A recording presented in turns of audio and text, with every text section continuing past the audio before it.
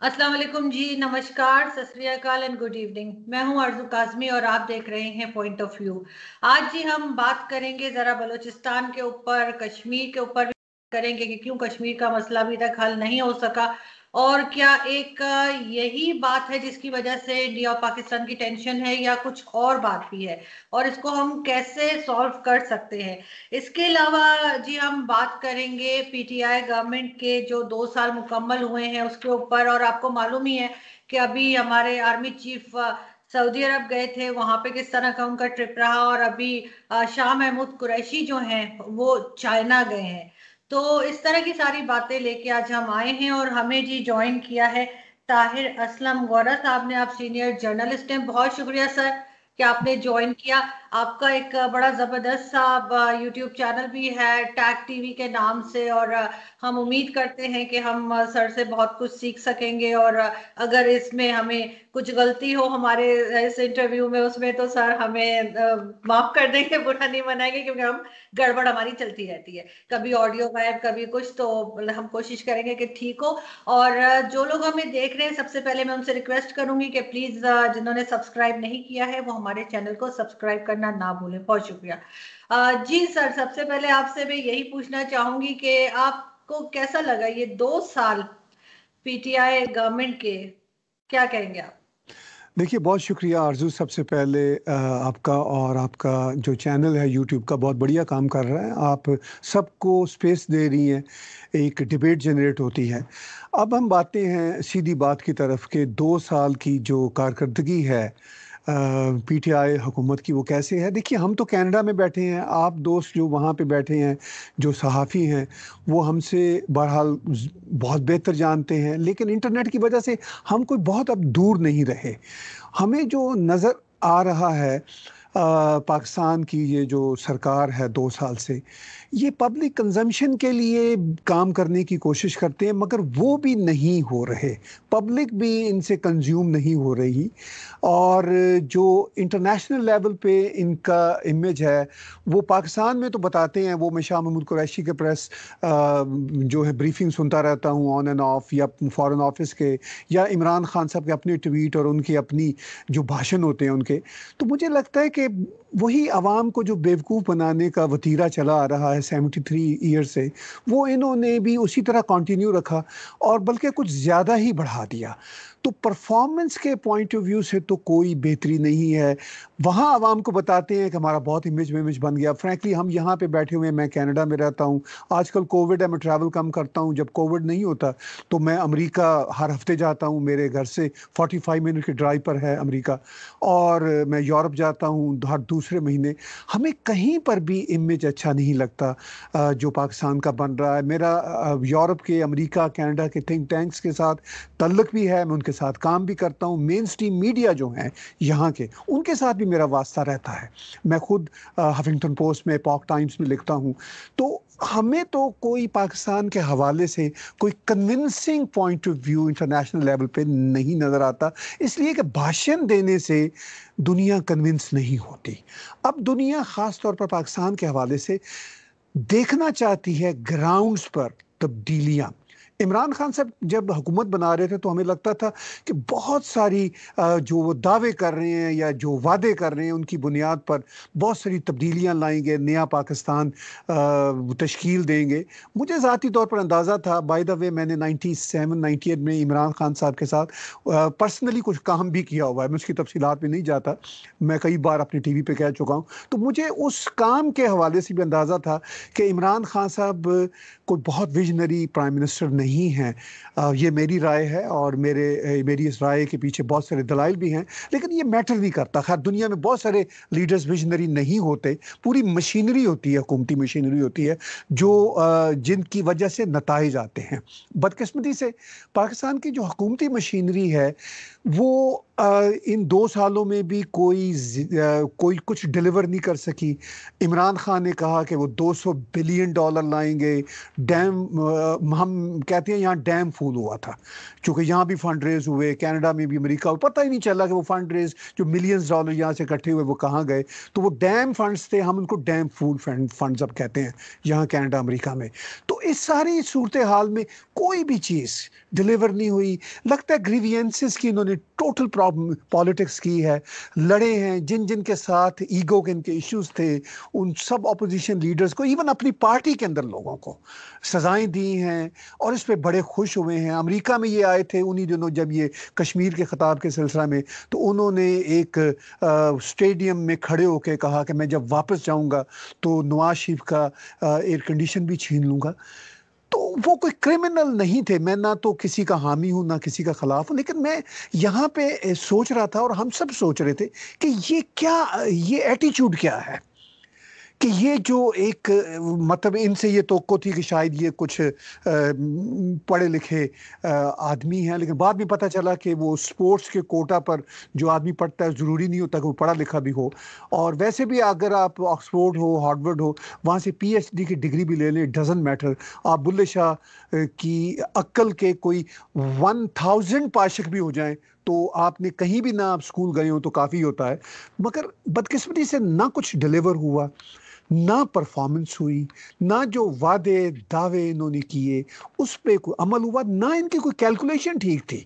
200 billion dollar की बात करते थे मैं ले आऊँगा, इनको ये अंदाज़ा नहीं था कि अभी पाकिस्तान को 1 बिलियन डॉलर सऊदी अरब को वापस करना पड़ा और शायद सुना है कि मजीद भी वो 2 बिलियन डॉलर वापस करना पड़े तो इनकी वो जान को लाले आ जाते हैं, वो पहुँच जाते हैं, चीन पहुँच जाते हैं, शाह महमूद कुरैशी सब पहुँच गए हैं। तो 1-1 बिलियन डॉलर तो इकट्ठा नहीं होता। तो इनको क्या मैथमेटिक्स नहीं आता कि 200 बिलियन डॉलर क्या होता है, वो कैसे इकट्ठा होता है। तो बहरहाल मैं तो आरजू अगर इनको सम अप करूं तो यहाँ पे बैठ के जो हमें इनकी परफॉर्मेंस 2 साल में नज़र आती है, चाहे वो पॉलिटिकल लेवल पे हो, चाहे इंटरनेशनल लेवल पे हो, इंटरनल हो, कहीं पर भी हो, फाइनेंस के लेवल पे हो, हर मामले में पीछे गए हैं।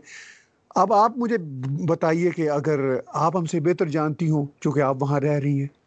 नहीं सर, मुझे ये बताइए कि एक तो आपको ऐसा नहीं लगता कि जब इन्होंने अकेले कोई काम किया था, मतलब प्राइम मिनिस्टर बनने से पहले, लाइक हॉस्पिटल बनाना हुआ, यूनिवर्सिटी हुई, इंडिविजुअल एज इंडिविजुअल अब इन्होंने काम किया तो ये वो कर गए।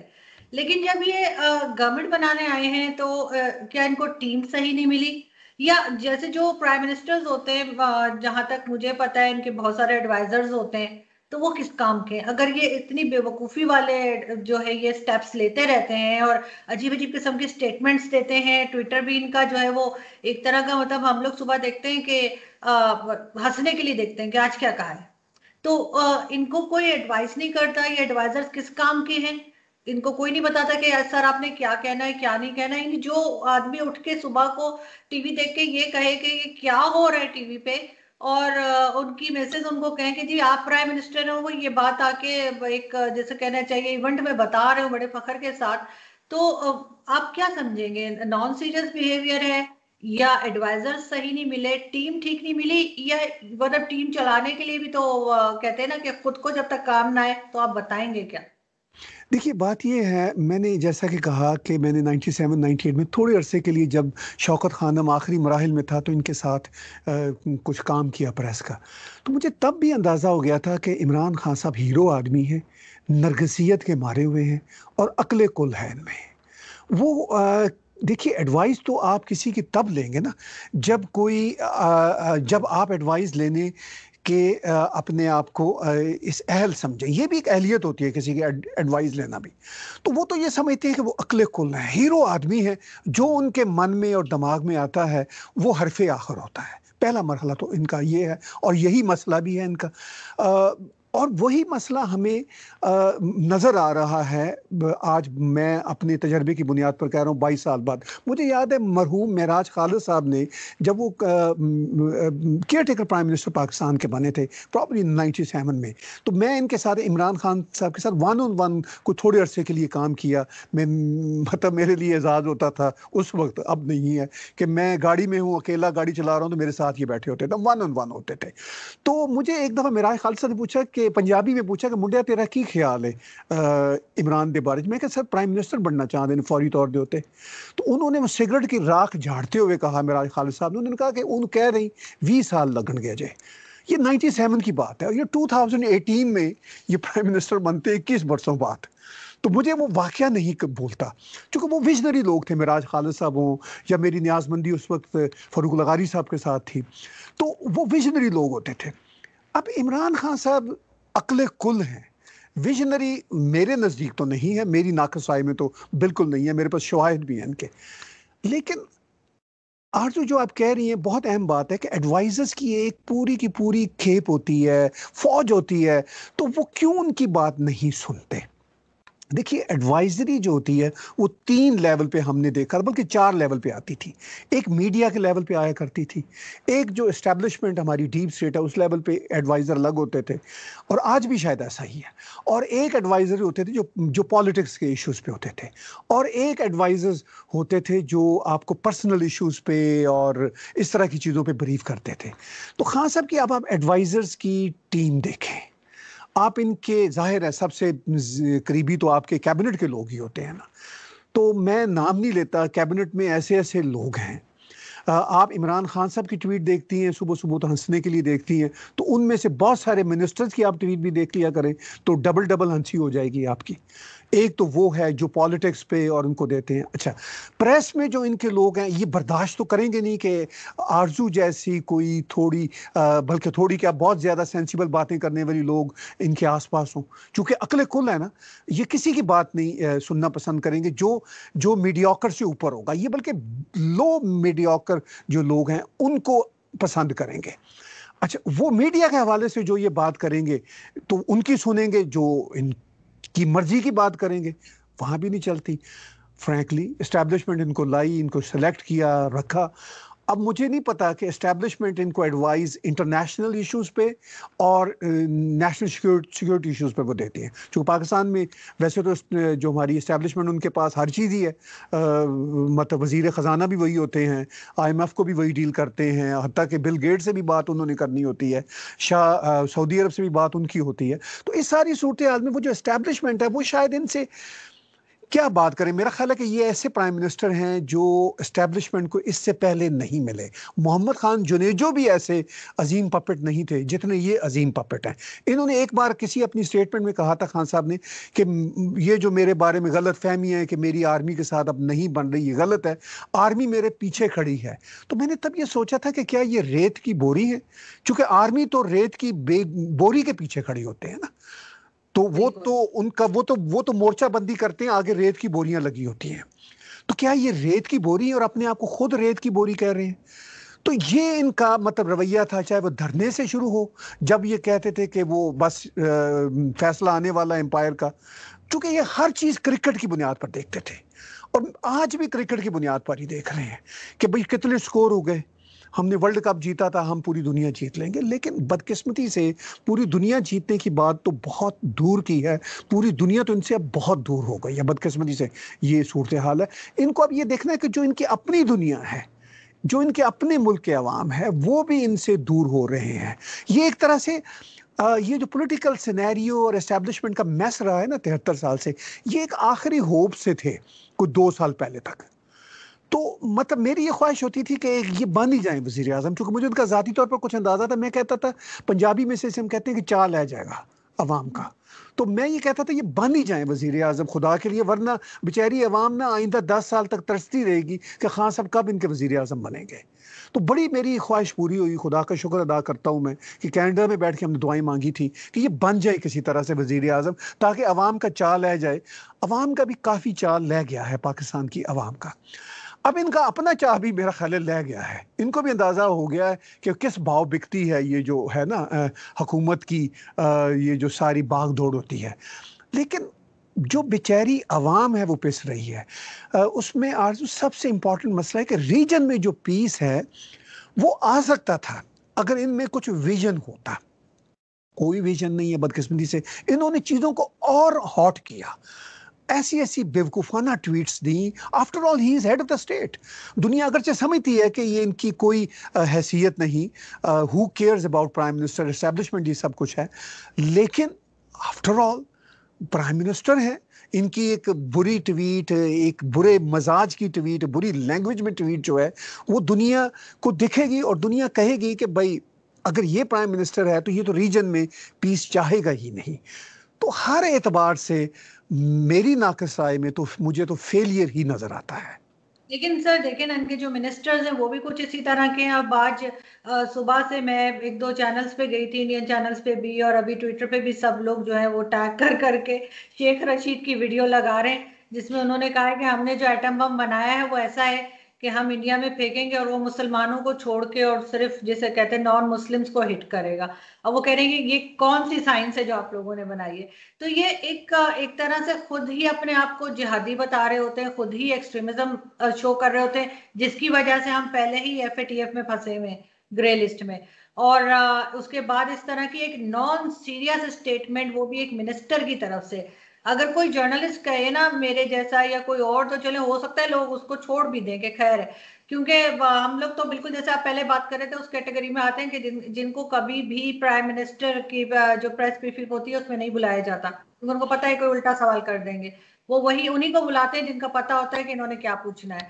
तो इस तरह के स्टेटमेंट्स तो सर इनके मिनिस्टर्स भी देते हैं। अब जैसे वो मुराद सईद ने कहा था कि जी वो हम तो मुंह पे मारेंगे आईएमएफ के डॉलर्स लाके, और इस तरह की बातें तो ये करते रहते हैं। लेकिन साथ ही इन्होंने इंडिया के साथ जो है वो टेंशन और बढ़ा दिए पहले के मुकाबले में। आपको नहीं लग रहा कि ये एक ठीक तरीके से अपना केस ले जा ही नहीं सके कश्मीर का?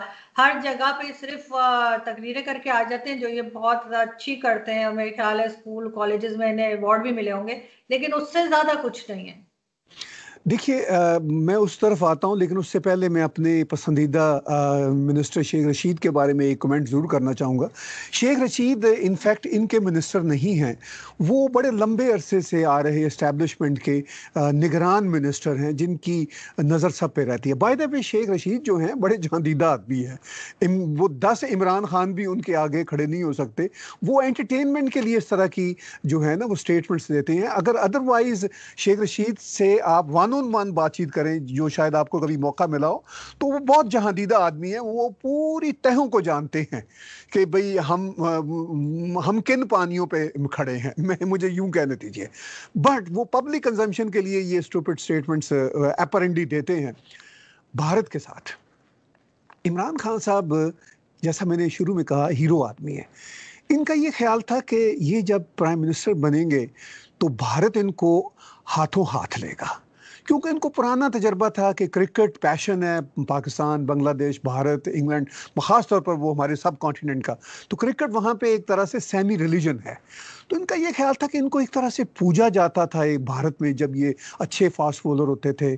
और फिर उसके बाद इनके भारत में मतलब वो जो रंगीन ज़िंदगियों के कई वाक़यात, इनका ये ख्याल था कि भारत में इनको बहुत रिसेप्शन मिलेगा। अच्छा, भारत बड़ा खूबसूरत मुल्क है। हम सब असल में भारतीय हैं, हम अपने बारे में झूठ बोलते हैं तो वो एक अलग बात है। जैसे कोई जर्मन ये कहे कि वो यूरोपियन नहीं है तो वो झूठ ही होगा ना। इसी तरह पाकिस्तानी, बंगाली, श्रीलंकन कोई कहे कि वो भारतीय नहीं है तो झूठ ही बोलेगा ना। भारत के साथ आप मोहब्बत के साथ पेश आएँ तो बहुत मोहब्बत मिलती है। और ये मोहब्बत के साथ जब पेश पाकिस्तानी आया करते थे तो बहुत मोहब्बत मिला करती थी, मगर बदकिस्मती से ये डबल क्रॉस करते थे कि रात को जी हम बैठेंगे, गप्पे लगाएंगे, और सुबह क्रिकेट खेलेंगे, चाय पिएंगे, और अगली रात पठानकोट का हमला हो जाता था। तो भारत अब चेंज हो गया है। भारत ने कहा है कि नहीं, पठानकोट अब नहीं चाहिए, बॉम्बे नहीं चाहिए, दिल्ली की पार्लियामेंट का अटैक नहीं चाहिए। हमें अब सीधा सीधा चाहिए अच्छा रिलेशन। अब क्रिकेट तब खेलेंगे, चाय तब पिएंगे जब हमें एश्योरेंस हो आपसे भी, और बैन अल-अक़वामी बरादरी हमें आपकी एश्योरेंस दे कि आप हमारे साथ अच्छे हैं। ये मुमकिन नहीं था। तो फिर इमरान खान साहब का ये ख्याल था कि वो अपने हीरोपन से ना भारत से अच्छे मरासिम कर लेंगे, जाएंगे। उसी तरह बॉलीवुड की पुरानी हीरोइनें, शायद कुछ नई हीरोइनें भी आ जाएंगी और उनको खराज तहसीन पेश करेंगी। बड़े ये खूबसूरत इंसान है, दुनिया में इनसे ज़्यादा खूबसूरत इंसान तो आपको पता है ना, ख़ास तौर पर मर्दाना वजाहत रखने वाला कोई दुनिया में पैदा नहीं हुआ। तो इनका ये ख्याल था कि ये सब कुछ मैं अपनी मर्दाना वजाहत से ही ना सारा कुछ कर लूँगा। लेकिन भारत बदल चुका था। भारत में एक और तरह की मर्दाना वजाहत प्राइम मिनिस्टर नरेंद्र मोदी जी की सूरत में सामने आ चुकी थी, जो बहुत ही प्रैक्टिकल इंसान है। और उनके यहाँ उनका जो मर्दाना वजाहत का कॉन्सेप्ट है वो इमरान खान के मर्दाना वजाहत से बिल्कुल डिफरेंट है। उनकी मर्दाना वजाहत का ये स्टेटमेंट था कि अब गोली और बारूद के माहौल में दोस्ती नहीं चलेगी। अच्छा, ये इनको अंदाजा नहीं था कि इतना टफ होगा। इनका ख्याल था अच्छा कि हम अमेरिकन की मदद से, सऊदियों की मदद से भारत के साथ बहुत अच्छे मरासम कर लेंगे। लेकिन असल में अब अमेरिकन भी पाकिस्तान से बहुत बेटरे हो चुके हैं फॉर द पास्ट 3 इयर्स खास तौर पर। उसमें सदर ट्रम्प का मसला नहीं है। सदर ट्रम्प तो खैर खुद एक अनप्रेडिक्टेबल कंफ्यूज आदमी है। वो अमेरिकन एस्टैब्लिशमेंट बिल्कुल जैसे कहते हैं ना नेक टू नेक आ चुकी है। हमारी इंफॉर्मेशन थिंक टैंक्स की यहाँ पर ये है कि अमेरिकन ने अब सऊदी एस्टैब्लिशमेंट को कहा हुआ है कि आप पाकिस्तान को डील करें। अब वो तो डायरेक्ट डील भी नहीं करते। अब सऊदी, अच्छा सऊदी भी वो जिसे कहते हैं ना नक्को नक हो चुके हुए हैं इनसे।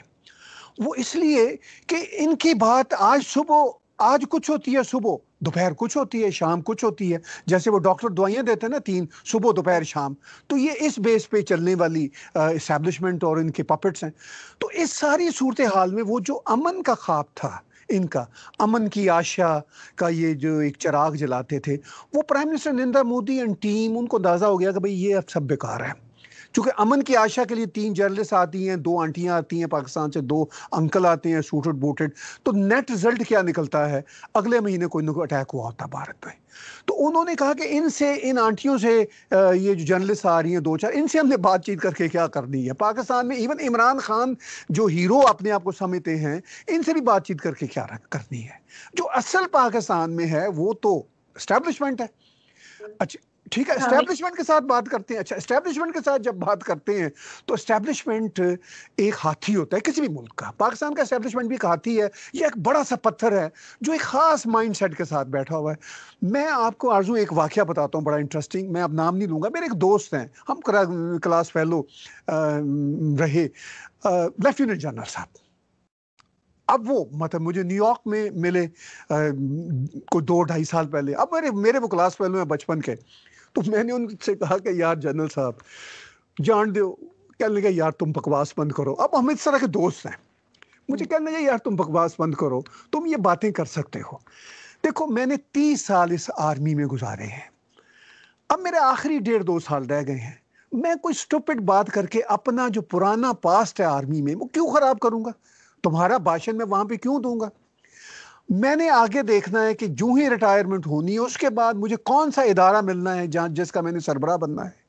फिर मैंने देखना है कि मेरी वो बच्ची अमेरिका में है, बेटा ऑस्ट्रेलिया गया हुआ है, उनको मजीद ज़रा सेटल करना है, वो पढ़ रहे हैं। और तो ये मेरे ज़िंदगी के गोल हैं। और तुम मुझे ये कहते हो कि मैं ये समझाऊं इस्टेब्लिशमेंट को कि भारत के साथ ये कर लो। भाई भारत का नाम ही लेंगे वो मुझे कहने लगे तो वो उनके कान खड़े हो जाएंगे। वो कहेंगे कि अच्छा जनरल साहब कहीं न्यूयॉर्क में किसी भारतीय एजेंट से तो नहीं मिल के गए? मैंने कहा आप मेरे से तो मिल ही रहे हो ना। तो कहने लगे कि यार बकवास बंद करो। मसला ये है कि ये जो इस्टेब्लिशमेंट है दुनिया पूरी में ऐसा होता है। पाकिस्तान के इस्टेब्लिशमेंट में जितने बड़े बड़े लोग हैं, मैं ये नहीं कहता उनको समझ नहीं है, उनको समझ आती है।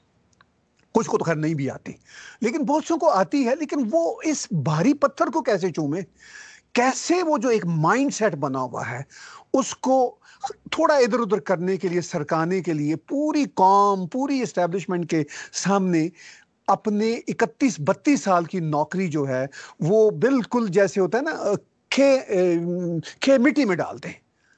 तो वो जिसे पंजाबी में कहते हैं नाते तोते रहे हैं, तो वो नाते तोते ही निकलना चाहते हैं। और आगे उनकी नजर होती है किसी महकमे की सरबराही की सूरत में, या कम से कम मल्क रियाज तो कोई बड़ा ओहदा दे ही देंगे उनको।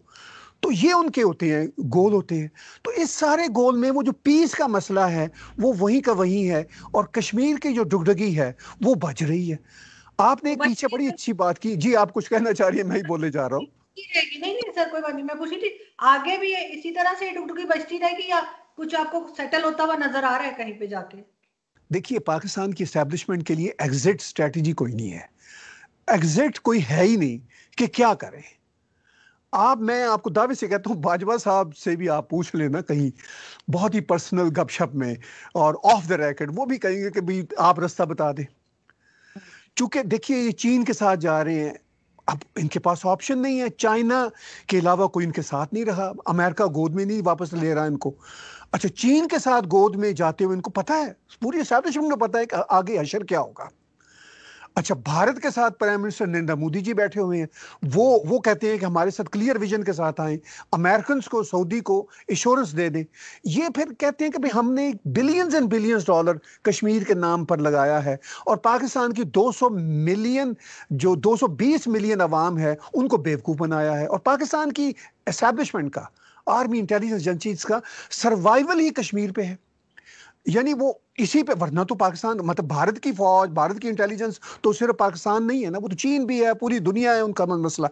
ठीक है, वो दुनिया के प्लेयर हैं। अच्छा, हमने ये कहा हुआ है कि हम भी प्लेयर हैं, मगर कहाँ प्लेयर हैं? अफगानिस्तान और कश्मीर। अच्छा, अब इस सारी सूरत में आपका जो प्रिसाइज सवाल है कि ये क्या इसी तरह चलता रहेगा, आगे कोई इसका हल नजर नहीं आता। देखिए, इसका हल या तो इतनी कर्ज वाले लोग एस्टेब्लिशमेंट के अंदर आए। इमरान खान तो मतलब कर्ज उनकी थी सिर्फ धरने की हद तक। जैसे ही वो इख्तदार में आए हैं, जो वो बातें करते थे उन्होंने खुद ही वजाहत की, उन्होंने कहा मैं अजीम लीडर हूं, मैं तो यू टर्न ले रहा हूं। वो तो सब बातों पर उन्होंने यू टर्न ले लिया, पर चूंकि उनको पता था वो कर ही नहीं सकते। अब मसला ये है कि एस्टैब्लिशमेंट में करेजियस लोग कैसे हैं। मैंने एक लेफ्टिनेंट जनरल दोस्त का आपको वाकया सुनाया, वो बेचारों की सबकी वही मजबूरी है, क्या करें वो अपने आप को, वो अपनी सर्विस को, वो जैसे कहते हैं वो खे में कैसे डालें। तो वो फिर इस सारी सूरत हाल में अब जो रीजन में तब्दीलियां हो रही हैं, आरज़ू, ये जो रीजनल अब आएंगे ना वहां पे चेंजेस जो बिल्कुल सर पे आपके खड़े हैं, वो फिर इस मसले को अब तब्दील करेंगे। इतनी कर्जियस एस्टैब्लिशमेंट की लीडरशिप नहीं है कि वो तब्दील कर सके। अब ये अमेरिका के इलेक्शंस के बाद मुझे नहीं लगता कि अमेरिका के इलेक्शन से अमेरिकन पॉलिसियों पे कोई बहुत फर्क पड़ेगा। नो मैटर ट्रम्प री इलेक्ट होते हैं, नो मैटर जो बाइडन आते हैं, इस वक्त जो अमेरिकन एस्टैब्लिशमेंट है वो बिल्कुल क्लियर है कि हमने चाइना को उस इलाके में कंटेन करना है।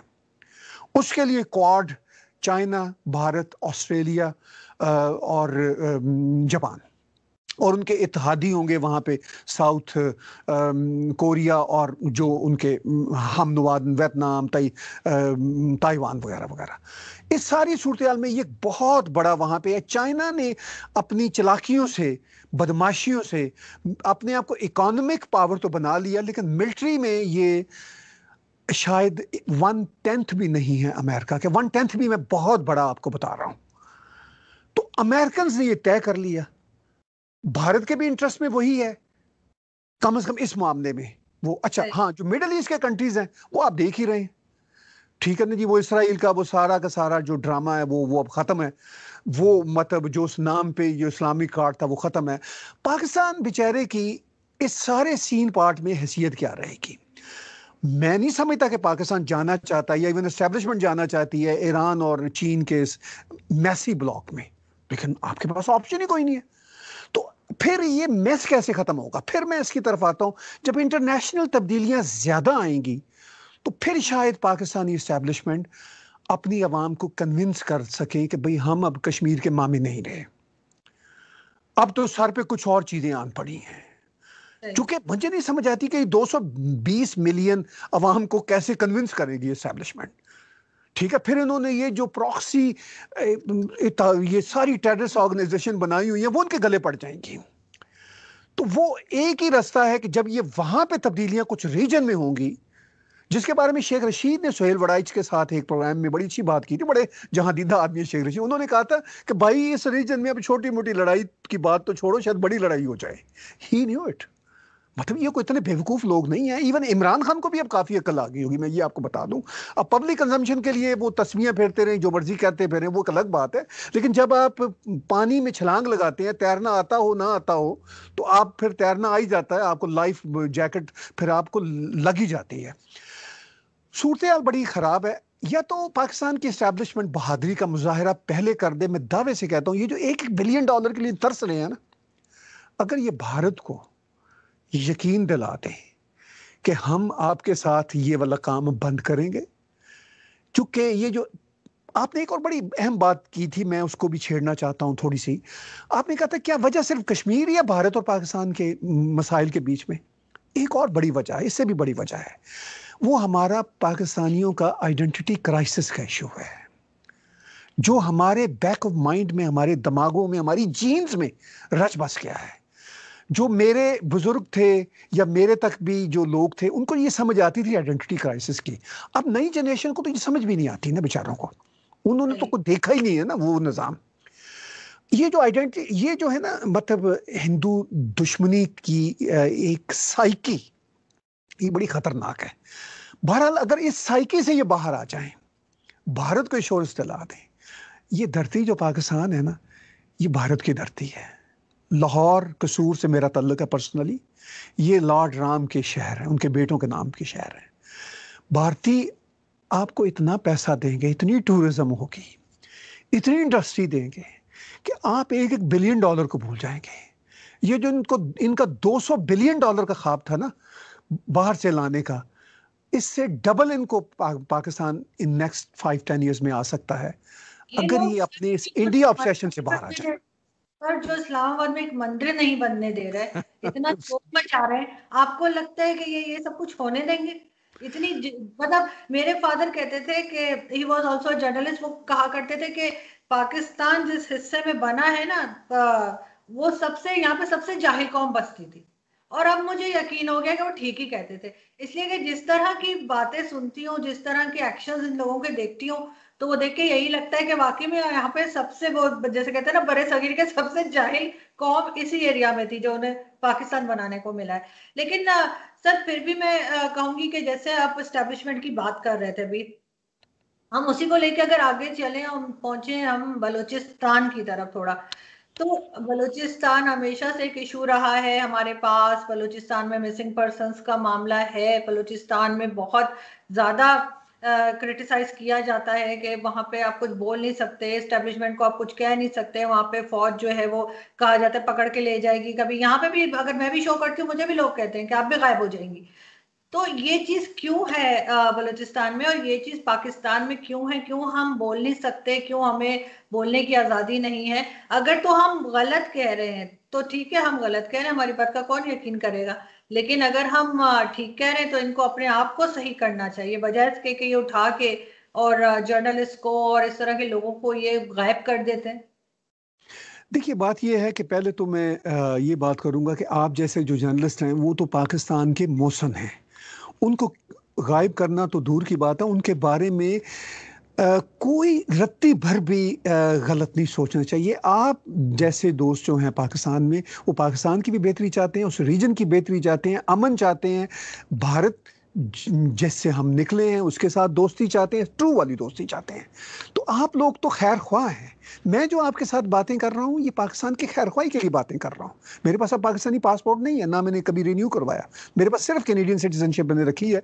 चूंकि मैं कनाडा में बहुत एक्टिव हूँ, यहाँ पॉलिटिक्स में हूँ, तो मैं कॉन्फ्लिक्ट ऑफ इंटरेस्ट के तहत मैं पाकिस्तान की रखना ही नहीं चाहता था शहरियत, लेकिन मैं खैर ख्वाह हूँ वहाँ के लोगों का, मैं खैर ख्वाह हूँ उस धरती का, मैं खैर ख्वाह हूँ। जब मैं उस धरती की बात करता हूँ तो एक्चुअली अखंड भारत को ये नहीं है कि वो आपको हड़प करना चाहते हैं, वो यूरोपियन यूनियन की तरह का है। वो क्यों, जैसे आपने भी कहा, आपके वालिद मोहतरम कहा करते थे कि भाई काफ़ी यहाँ पे जहालत आ गई है, तो वो क्यों चाहेंगे कि ये वाली जो जहालत को आप दोबारा वापस लें? क्योंकि अब जो माइंड सेट खराब हो गया, वो तो सिर्फ इतना चाहेंगे कि यार आप ये बम फाड़ना बंद करें, ये प्यार की बातें करें, हम आपको इंडस्ट्री भी लगा देंगे, टूरिज्म भी करेंगे, मंदिर भी बनाएं, मगर वो तो एक मंदिर नहीं बनने देते। खैर ये एक अलग बात है।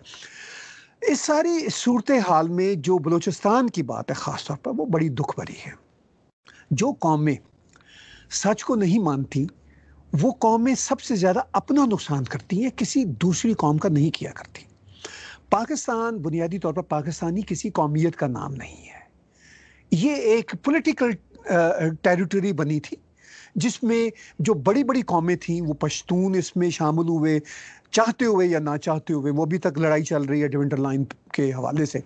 सिंधी बड़े उसमें शौक से शामिल हुए थे, GM सैयद साहब इसके हामी थे, वो भी उन्होंने तौबा की। बंगाली सबसे ज़्यादा आगे थे सरफजल हक की सूरत में, तो वो देखिए उन्होंने अलग मुल्क कर लिया अपना। अच्छा, पंजाबी वैसे इसमें कोई शामिल ही नहीं थे पाकिस्तान बनाने में, बुनियादी तौर पर हिस्ट्री की कोई किताब आप उठा लीजिए, वो मैं खुद पंजाबी हूँ, बड़ा पक्का पंजाबी हूँ, तो वो हम पंजाबी ही इसके मामे बन गए इस मुल्क के।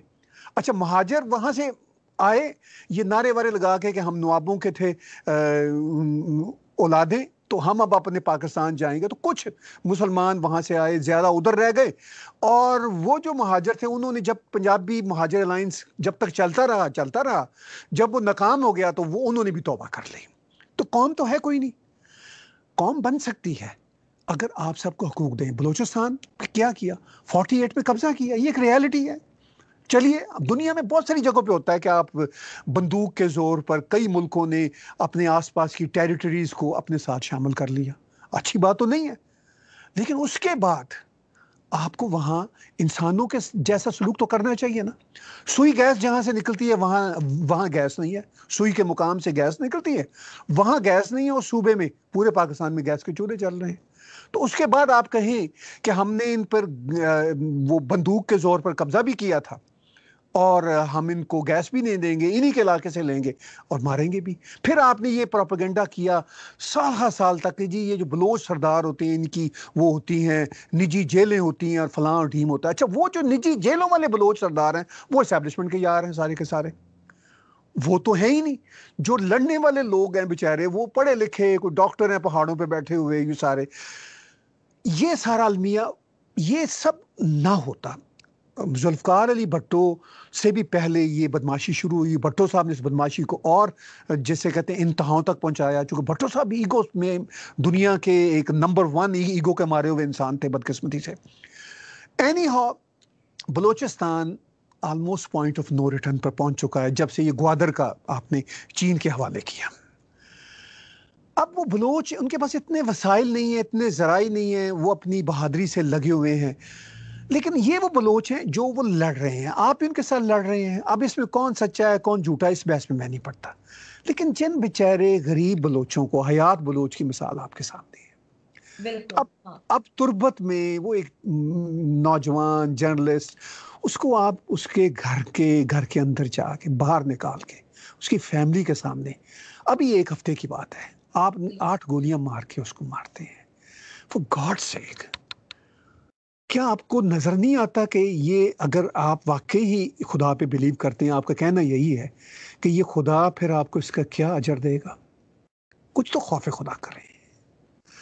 मतलब आप इस तरह का सलूक कर रहे हैं, आप लोगों को उठा के ले जाते हैं, जिसको चाहे मतीउल्लाह जान को उठाया, वो तो बेचारे की खुशकिस्मती है कि शोर मचा तो बाहर आ गए।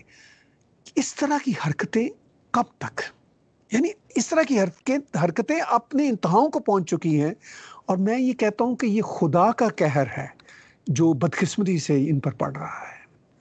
मुझे एक बार एक बड़े ही अजीम दानिश्वर ने, मैं पाकिस्तान में रहता था, तब की बात है, 96-95 की बात है, तो मैंने उनसे कहा कि पाकिस्तान का आगे क्या हाल होगा, तो उन्होंने कमाल का जवाब दिया। उन्होंने कहा इस वक्त जो हाल है तुम्हें क्या नजर आता है? मैंने कहा बहुत बुरा है। कहने लगे कि जो एक होता है कि लावा फट जाए तो खत्म हो जाए बात, वो बेहतरी होती है। ये कमबख्त लावा अंदर ही अंदर पकी जा रहा है और पूरी कौम को नासूर की तरह खा रहा है। ये हाल क्या देखना है? यही हाल है जिससे हम गुजरी। 95-96 में उन्होंने मुझे कहा, आज 2020 है, यानी 24-25 साल बाद वो लावे की आग बड़ी है, फटा नहीं है। ठीक है, फटा था एक बार जुज़वी तौर पर 71 में, अब वो बंगालियों की जान छूट गई, उन्होंने खुदा का शुक्र अदा किया, और जो उनको मार रहे थे इनफैक्ट उनकी भी जान छूट गई, उन्होंने भी खुदा का शुक्र अदा किया, क्योंकि मारने वाले की भी एनर्जी लगती है किसी के साथ जुल्म करते हुए, वो भी एनर्जी इनकी बच गई, उन बेचारों की जानें बच गई। अब ये है कि ये लावा दूसरी बार कब फटता है, या तो ये लावा फटेगा, अब ये लावा इनकी वजह से किसी वक्त भी फट सकता है, इनकी हमाकतों की वजह से। सारा वहाँ का मीडिया सब शामिल है इसमें, मीडिया, आपकी ब्यूरोक्रेसी, आपकी टेक्नोक्रेसी, सब इसमें शामिल है। या तो इनकी वजह से फटेगा, या जब इंटरनेशनल चेंजेस वहाँ पे और आएंगी फटेगा। और ये जो बलूचिस्तान में ये जो जुल्म हो रहा है, सिंध में हो रहा है, पश्तूनों का आप देखिए क्या हाल है। पता, मैं ये इस्टेब्लिशमेंट से आपकी शो की मार्फत उनसे रिक्वेस्ट करता हूँ, खुदा के लिए आप समझ आइए। मेरे पुराने दोस्त भी बैठे होंगे वहाँ पे, मतलब हम सब पुराने बचपन के क्लास फेलो रहे हैं, दो चार ऐसे लोग भी हैं। उससे भी कहता हूं कि आगे की बड़ी नौकरियों का छोड़ना बंद कर दें। कोई वहां पे आप वायलेंट काम ना करें, आपस में बैठ के बात तो कर लें खुदा के लिए।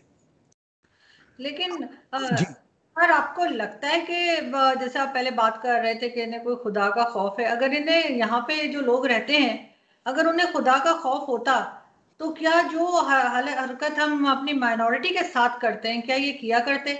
1,000 लड़कियों से 1,000 से ज्यादा बच्चियां जो हैं वो ये उठा के ले जाते हैं उनके घरों से।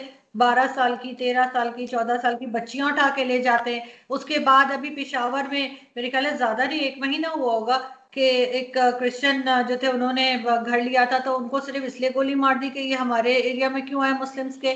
और इस तरह की जो हरकतें करते हैं, आपको लगता है कि इन्हें कोई खुदा का खौफ है? इसलिए कि हमारा मानना तो ये है ना कि खुदा एक है। जब खुदा हम एक ही खुदा मानते हैं तो फिर हमारा खुदा और हिंदू या क्रिश्चियंस का खुदा अलग कैसे हो सकता है?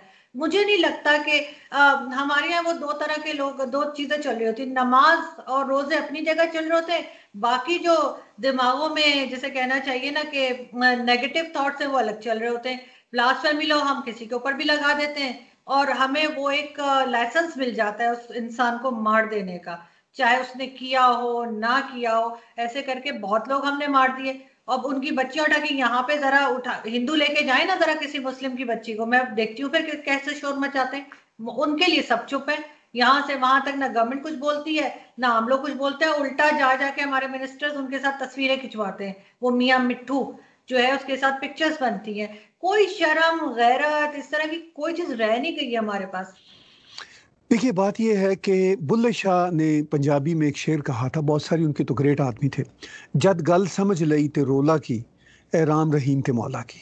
जब बात समझ आ गई तो किस बात का शोर है। तर्जुमा इसका ये है, ये राम रहीम और मौला में क्या फ़र्क है? कोई फ़र्क नहीं है। लेकिन ये जो आपकी बात है कि वो फिर बुल्ले शाह की ही शायरी बेताशा है कि वो कहते हैं कि ये तुम मतलब नमाजें ऐसे ही तुम पढ़ते रहते हो, रोज़े ऐसे ही तुम फूकते रहते हो, तस्बीह ऐसे ही तुम करते रहते हो, इसका कोई फ़ायदा नहीं है। क्योंकि जो मैल है इनके दिल में, एक तो वो मैल कहीं नहीं जाता और दूसरा कहीं से अक्ल नहीं आती। बदकिस्मती ये है कि ये जो जुल्म करने वाले लोग हैं, चाहे ये मियाँ मिट्ठू के कबीले के लोग हों, चाहे पाकिस्तान की डीप स्टेट के लोग हों जो हयात बलोच को जाके गोलियां मार दें, बलोच बेचारों को जाके उठा लें और हेलीकॉप्टरों से उनको नीचे गिरा दें। इनको ना पावर का घमंड है। इनका ये ख्याल है कि इनके पास पावर है। अच्छा, मैं आपको एक और बात बताऊं, बरीक बात। पाकिस्तान की एस्टैब्लिशमेंट में आर्मी जनरल उनमें शायद ऐसा नहीं चाहते होंगे, लेकिन ये नीचे तक पावर इस तरह गई हुई है अब वो over the period of specially Zia-ul-Haq के बाद अब तक इस तरह चली गई है कि पंजाबी का एक लफ्ज़ है कि सभी आप पुधरे हैं। जो बड़े बड़े हैं ना लोग वहां पे, वो अपने डिसीजन आप ही करते हैं। अच्छा, जब उनके ये जुल्म सितम की दास्तानी ऊपर तक जाती हैं तो ऊपर तक किसी की हिम्मत नहीं होती कि उनको कहें कि ये क्या कर दिया, क्योंकि उन्होंने अपने काम उन्हीं से करवाने होते हैं। ये एक है विशियस साइकिल। वो जर्नल वर्नल तो इन्हीं चक्करों में है, पुरअमन चक्कर में, ना उन्होंने जंग लड़नी है। वे मेरे अपने को दोस्त पोस रहे हैं, उनका तो यही होता है कि बच्चे बच्चे बाहर निकल जाएं, बेगमात बेहतरीन ज़िंदगी गुजारें और कुछ 4-6 प्लाट मिल जाएं, अगला महकमा। वो तो इस चक्कर में होते हैं। वो इस चक्कर में रहने के लिए वो नीचे जो बदमाशियां कर रहे होते हैं ना लोग, उनको कुछ नहीं कहते, चाहे वो उनको अच्छा ना भी लगे। उनका ये होता है कि ये हमें ही ना कहीं मार दे। चूंकि आप पुधरा निज़ाम कुछ ऐसा हो चुका हुआ है वहां पे कि वो मतलब एक लॉलेसनेस और अनारकियत ना दिखने वाली अनारकियत ऐसी है बदकिस्मती से, उसमें जिनके हाथ में कंट्रोल है और ये क्रिमिनल माइंड के लोग इस तरह की एस्टैब्लिशमेंट की एजेंसियों में घुसे हुए हैं, ये जो टॉर्चर का काम करते हैं। बेसिकली ये कातिल पेशा लोग हैं, या ये बड़े बड़े डाकू, अजीम किस्म के डाकू हो सकते थे। नहीं तो तो सर कि जहां इनको बोलना चाहिए वहां तो ये बोलते नहीं है। जैसे इनको जब हिंदुओं की बच्चियों को उठा ले जाते हैं वहां ये नहीं बोलते। सभा कमर पे इन्होंने बहुत शोर मचाया कि जी मस्जिद में जाके जो है उन्होंने किसी गाने की रिकॉर्डिंग की। लेकिन उसी मस्जिद के उन्हीं मस्जिदों में जो है वो जब बच्चों को रेप किया जाता है तब इनकी आवाज नहीं निकलती। ना ये कोई ब्लास्फेमी लॉ लगाते हैं, ना ये किसी और किस्म का कोई केस करते हैं उन लोगों के खिलाफ, जबकि इनके पास फुटेजेस भी होती हैं। तब इनका इस्लाम किधर चला जाता है? देखिए, इस्लाम इस्लाम तो कोई नहीं है, पाकिस्तान में मैं दुख से कहता हूँ। हम्म। क्योंकि ना इस्लाम बुनियादी तौर पर ये माथे टेकने, रोज़े रखने का नाम नहीं है। इस्लाम शुरू ही बुनियादी तौर पर इंसानियत से होता है। Prophet peace be upon him से किसी ने पूछा कि व्हाट इज़ इस्लाम, तो उन्होंने क्या खूबसूरत जवाब दिया। उन्होंने कहा the way you conduct is इस्लाम। ठीक है, यानी जो जिस तरीके से आप दूसरे इंसान के साथ पेश आएंगे वो इस्लाम होगा। चूंकि उसको तो ये पता चलेगा ना, मैं यहाँ कनाडा में कहीं मॉल में जाऊं तो दिखने से मैं ज़ाहिर है मुसलमान ही दिखूंगा। तो मैं देखूं कि कोई दो खवातीन आ रही है ना, मैं एहतराम में दरवाज़ा खोल दूं, वो अंदर चली जाएंगी, तो वो उनके ज़हन में एक इमेज जाएगा कि okay, Muslims are not that bad people. तो ये है prophet Muhammad peace be upon him का कहना। वो बड़े ही जो थे ना, वो तो अजीम इंसान थे।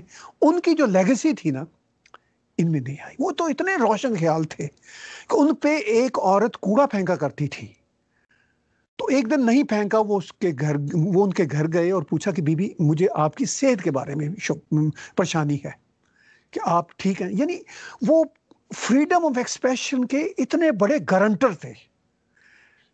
और सर हम जैसे बड़ा सऊदीज को बड़ा हम कुछ अपना जैसे कहते हैं ना माई बाप मान रहे होते हैं, और सऊदीज अपने मुंह से कहते हैं कि हम अबू जहल की औलाद है।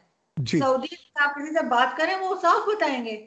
तो मुझे नहीं समझ आती कि हम किन लोगों को फॉलो कर रहे हैं। और यहाँ पे एक मुल्ला माफिया है पाकिस्तान में। मैं तो यही कहूंगी कि एक मुल्ला माफिया है, जो थोड़े से लोग हैं मगर उन्होंने सबको जो है ना वो समझे एक तरह से काबू किया हुआ है। किसी के आपने कभी सोचा था जब ये इमरान खान क्रिकेट खेला करते थे कि कभी ये तस्बीह घुमा रहे होंगे बैठ के? अमेरिकन प्रेसिडेंट बैठा है उसके सामने भी बैठ के तस्बीह पढ़ रहे होंगे? कभी सोचा था आपने? नहीं, क्योंकि ये जो माफिया है इतनी स्ट्रांग है कि इसके सामने किसी की नहीं चलती यहाँ पे। मैं यहाँ पे एक बात की वजाहत करूंगा। मैंने बिल्कुल ऐसा सोचा था कि ये तस्बीह पढ़ेंगे, ये ज़रा लेट पढ़ी है इन्होंने तस्बीह। चूंकि जब मैं इनसे मिला था तो मुझे ये उन दिनों ये भाषण दे रहे थे कि भाई बात यह है कि मैं एक किताब लिखने का इरादा कर रहा हूँ जो ट्राइबलिज्म की जो अजीम वैल्यूज़ हैं उनके बारे में। तो मैंने वन ऑन वन इनसे सवाल किया कि क्या मतलब, आप ये जो ट्राइबल कल्चर होता है पसंद करते? कहते हैं बहुत बढ़िया कल्चर है। तो मैंने ये सोचा कि ये फिर कब ये तस्वीर पकड़ेगा। अच्छा, फिर इसके अलावा भी मेरी उनसे कई बातें हुई। मैंने एक राइटर होने के नाते एक क्यूरियोसिटी थी मेरे अंदर कि मैं जानूँ ये किस तरह का इनका है, क्योंकि मैं इनका फ़ैन हुआ करता था हर पाकिस्तानी की तरह तब। तो मैंने देखा कि ये तो इनके अंदर तो एक खौफनाक किस्म का गिल्ट है, और वो गिल्ट जो है ना, इनको अपनी ज़िंदगी जिस तरह की इन्होंने गुजारी है, हालांकि वो भी को गिल्ट नहीं होना चाहिए, वो अपने कॉन्टेक्स्ट में ज़िंदगी थी जैसी भी थी। मैं तो उनकी ज़िंदगी के किसी एस्पेक्ट के हवाले से कभी भी कोई गलत राय नहीं दूंगा। वो जाने, खुदा जाने और उनके हालात जाने, who the hell I am कि मैं कोई जजमेंट दूं। लेकिन वो बिल्कुल। अपने बारे में ना जजमेंट देने लगे थे, ये वो ज़माना था। और लगता था कि वो गिल्ट जो है ना उनके अंदर पकड़ रहा है, क्योंकि वो विजन नहीं था ना। बुनियादी तौर पर वो जो माशरत इल्लूम की किताबें पढ़ने वाले आदमी थे, कोई ना मुतालिया था ना कोई डेप्थ थी। तो मुझे तभी खतरा था कि ये इस तरफ आएंगे। लेकिन जिस तरह ये उस तरफ आए हैं वो भी एक मजाक का खेज वाक़या आपके सामने है। तो बहरहाल मैं तो उस पर भी कोई जजमेंट नहीं देता, कमेंट्री कर सकता हूँ, लेकिन वो भी खैर करना बेकार है। अब वो इसमें आ गए हैं, तस्वीर पढ़ें या ना पढ़ें, गांजा पिए या ना पिए, ये मेरा मसला नहीं है। मेरा मसला ये है कि इमरान खान साहब, आप कुछ होश के नाखुन लें, उस रीजन में पीस की बात करें, अवाम के लिए भलाई करें। इस्टेब्लिशमेंट आपके साथ ऑन बोर्ड है, आप उनके साथ बैठ के बातचीत करें, उनको हौसला दें, आप फ्रंट मैन बन जाएं। पीस की बात जहां इस्टेब्लिशमेंट के लिए करना मुश्किल है, आप कर लें। लेकिन इमरान खान साहब भी बस उसी ही रंग में रंगे हुए हैं माशाल्लाह तब से ही। तो अब क्या हो सकता है, एक अफसोस ही होता है, एक दुख ही होता है। सर लास्ट क्वेश्चन आपसे, वो ये कि एजुकेशन में भी ना सिर्फ इनकी इमरान खान साहब की गवर्नमेंट, कोई गवर्नमेंट भी कुछ खास काम नहीं कर पाई पाकिस्तान में। और मतलब परवेज हूद भाई जैसे टीचर्स जो मौजूद हैं उनको निकाल दिया जाता है यूनिवर्सिटी से। और उनकी जगह जो है जिसे कहना चाहिए जो कहीं से भी मैच नहीं करते उनको लगा दिया जाता है। और इसी तरह से बजट भी बहुत कम रखा जाता है एजुकेशन में। तो आपको नहीं लगता कि एजुकेशन पे ज्यादा काम करना चाहिए, तब शायद थोड़ी सी अक्ल आए लोगों को? देखिए, एजुकेशन पे काम तो ज़रूर करना चाहिए, मगर देखना यह है कि किस किस्म की एजुकेशन हम देना चाहेंगे। क्योंकि पाकिस्तान का जो निसाब है उसको मैं भी पढ़ के बड़ा हुआ हूँ, तब भी निसाब को इतना अजीम नहीं होता था, काफ़ी झूठ उसमें लिखा होता था, मतलब काफ़ी हेट्रेड होता था उसमें। तो अगर वो वाली किताबें पढ़ के आपने एजुकेटेड बनना है कोट अन कोट, तो उससे बेहतर है कि आप सिर्फ और सिर्फ एक किताब पढ़ लें। अगर आप पंजाब में रहते हो तो बुल्ले शाह की किताब पढ़ लें, जिसको पढ़ने के बाद और समझ लें उसको, आप में काफ़ी विजडम आ जाएगी। मैं ज़रा इसमें कॉमेडी की बात करने लगा हूँ, लेकिन ये रियलिटी ही है। अव्वल तो बजट बहुत कम है एजुकेशन का, लेकिन जितना कम बजट है उसमें हम इतनी नाक़िस तालीम दे रहे हैं। अगर हमने यही नाक़िस तालीम देनी है तो इससे बेहतर है कि वो बजट भी बचा लें। इससे बेहतर है कि आप मतलब सिंध में शाह लतीफ़ की किताबें छपवा के दे दें, यहाँ बुल्ले शाह की किताबें छपवा के दे दें, वहाँ खुशहाल खां खट्टर की किताबें छपवा के दे दें। इसी तरह बलूचिस्तान वाले तो वो कहते हैं अमलागी कंट्री है, उनको पूछ लें खुद ही कि भाई आपने कौन सी किताबें छापनी है, वो खुद ही छाप लें। अगर इस तरह की झूठ वाली किताबें हैं जिनको पढ़ने के बाद आपने एक ख़ास तरह की फैंटेसी में रहना है और एक ख़ास तरह का गुरूर आपके अंदर बिल्ट होना है, क्योंकि ये जो झूठ है ना, ये गुरूर बिल्ड करता है। देखिए, हकीम लुकमान ने या शेख सादी दोनों ने कहा था अपने अपने वक्तों में कि ये जो अधूरा इल्म होता है, ये बहुत ही नाक़िस होता है, ये बर्बाद कर देता है। तो तालीम का या तो निज़ाम बदलें, ये झूठ और नफ़रत को अपने निसाब से निकालें। मैं बाय द वे वहाँ से मैंने मेडिकल में तालीम हासिल की थी, तो हमें डॉक्टरी के ज़माने में हमें वहाँ पे पढ़ाया जाता था माशरती उलूम, जिसका कोई काम नहीं था। वो हमने माशरती उलूम एफएससी तक या एफए तक पढ़ लिया हुआ था काफ़ी। अच्छा, वो सही। हमें तरीक़े मुतालिया पाकिस्तान पढ़ाया जाता था। अब उसमें भी झूठ कि ये इस लाइनें हैं, हिंदू बनिया होते हैं, ठीक है ना जी। मतलब सिखों ने ये किया, हमने पाकिस्तान इतनी अजीम कुर्बानियों से बनाया। भी आपने तो बनाया ही नहीं था, वो तो बनाया था बरतानिया ने बनाया था। तो ये जो बिल्कुल, हाँ। झूठ है ना, खुदा के लिए इसको निकाल दें। तो तालीम के लिए अव्वल तो आइडियली तो फंड्स अच्छे होने चाहिए, मगर मैं फिर बात दोहराऊंगा कि अगर फंड्स थोड़े में इतना ही घटिया निसाब पढ़ाना है, लोगों के दिमाग ही खराब करने हैं, तो अनपढ़ आदमी यकीनी तौर पर बेहतर हैं। क्योंकि इमरान खान जिस तरह के पढ़े लिखे हैं, वो फिर इसी तरह का निसाब पढ़ के हुए हैं ना, जो एचिसन में उन्होंने पढ़ा था। पढ़े लिखे और जाहिल में वो कहते हैं ना कि फर्क होता है। जाहिल वो होता है जो पढ़ लिख के भी जाहिल होता है, अनपढ़ जिसको लिखना पढ़ना नहीं आता। तो यहाँ पे तो वो कहना चाहिए कि जाहिल है, पढ़ लिख के भी जाहिल है। वो ज्यादा और खतरनाक होते हैं। मेमोरी का टेस्ट होता है ना, जो भाई कहते हैं मेमोरी का, आपको याद हो गया अगर आप वो जाके सारा कुछ लिख देंगे पेपर में तो आप पास हो जाएंगे, चाहे आपको कुछ ना पता हो आपने क्या लिखा है। तो हमारे यहाँ बेसिकली मेमोरी का टेस्ट होता है। ऐसा ही है, ऐसा ही है। देखिए, बस यहीं पे हम बात को शायद कंक्लूड करना चाहेंगे कि हमें अपने निज़ाम को खुद ही अपने आईने से देखना होगा। बिल्कुल जी। भूल जाएं भारत ऑब्सेशन से बाहर निकलें, भूल जाएं इर्द गिर्द दुनिया क्या कहती है। अपना भला तो कम से कम सोच लें खुदा के लिए। आप बिल्कुल जी। दूसरे का भला ना सोचें। अपना भला तब आता है जब बुल्ले शाह की राह पे चलते हैं, यानी जब हम अपने साथ सच बोलते हैं। आप किसी के साथ सच ना बोलें, अपने साथ तो सच बोले ना। बिल्कुल जी। Thank you so much sir कि आपने ज्वाइन किया और बहुत अच्छा लगा। आई होप कि हम एक सेशन और रखेंगे थोड़े अरसे में और आप हमें टाइम देंगे और हम फिर मजीद डिस्कशन कर सकेंगे। बहुत शुक्रिया सर, बहुत थैंक यू। शुक्रिया जी, इंशाल्लाह हाजिर हो जी। बहुत शुक्रिया सर, थैंक